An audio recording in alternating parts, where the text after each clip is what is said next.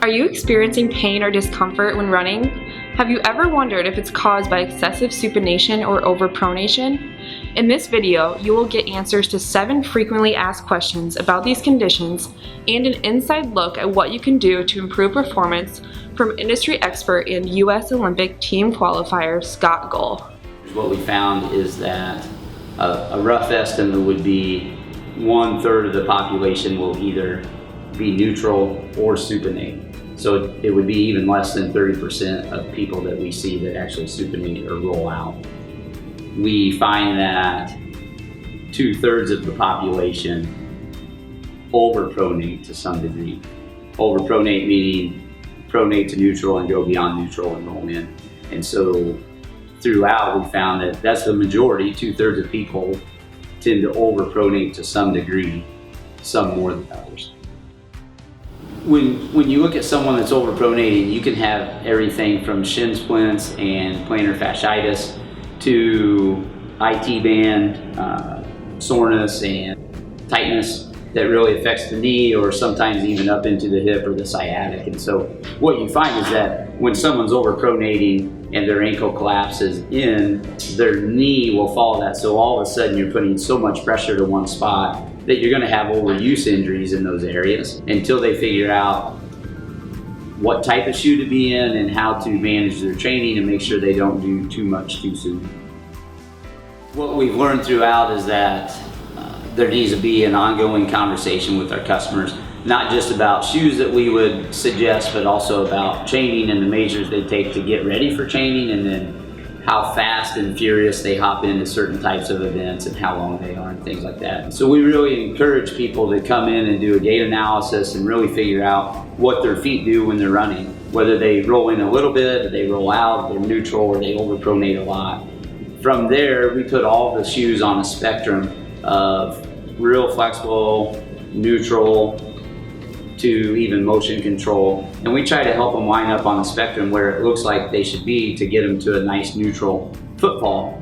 From there, we bring out different brands and help them get in the right type of shoe. But we have to explain to them, like, just because you're in the right type of shoe doesn't mean if you have an ailment already, it's gonna go away in 24 hours, or that you can't go from 0 to 100 miles per hour in a week and expect not to have any issues with that. With gait analysis, what makes it nice is that it takes a little bit of the guesswork from us. And so if we find someone that either supinates or is neutral, we can bring them maybe 4 or 5 different shoes and let them try them on and make sure they like the feel of them. When they get that narrowed down to 2 or 3 shoes, we like to put them on the treadmill again and watch them again for gait analysis to see that it does ensure that they're neutral. So people may have a high arch and supinate, they may be flat-footed and supinate, and different shoes will fit their feet differently from different brands even. And so what we find is being able to, again, watch that through, we can really help drive them to 2 or 3 pairs that really look neutral and look like they'd be efficient for that person. When it comes to overpronation, we do the same thing. Someone that supinates or is neutral, we put them in a neutral shoe. They don't make shoes for supinators that would drive them back to neutral, but they do make shoes for overpronators that have more supportive cushion on the inside to drive them back to neutral. There tends to be less issues with someone that's neutral or supinates, and so those shoes are basically neutral shoes. For someone that overpronates, they make more variety and more options for people to try to help them get in a shoe that gets them to neutral and keeps them away from getting injured. What we encourage people to do is try to get in a shoe that gets them neutral, and then from there we would almost send them to a physical therapist of some sort where they can watch their whole running form from head to toe and figure out if it's a strength thing in the hip somewhere, if it's where they're putting their feet out in front or underneath them, or if they're swinging through and coming past the center line in front of them. There's so many things that could cause some of that, and a lot of times flexibility and strength are issues that they need to look at to see why they're knocking and why they're having issues.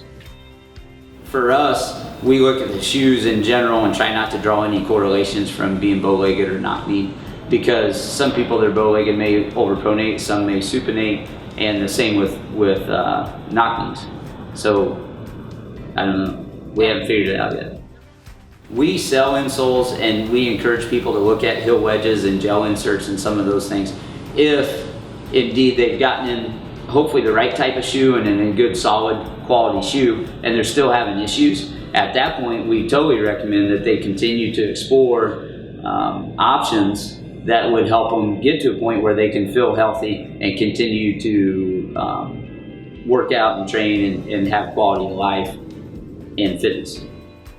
If you have any questions, feel free to contact us at support@bracestability.com or call us at 866-712-7808.